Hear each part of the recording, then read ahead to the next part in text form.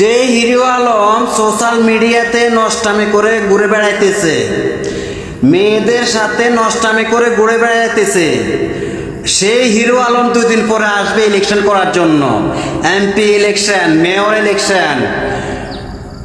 তো এই লোকটার মাথার ভিতরে মগজ, আমার মনে হচ্ছে মগজ নেই, যতটুকু আছে গোবর।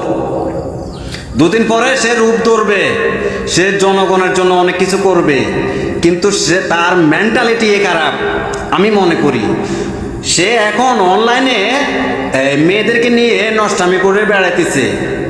হ্যাঁ, কথায় কথায় বলতেছে 20-30টা। আরে এটা তোর অহংকার না, এটা তোর কি বলবো আমি, এটা তোর নষ্টামের রাস্তা ক্লিয়ার করা, বুঝছিস? 2 দিন পরে আবার এমপি ইলেকশন করবে, মেয়র ইলেকশন করবে, এই নষ্টামি করে। বাকিটা আপনারা কমেন্টে বলে যাবেন।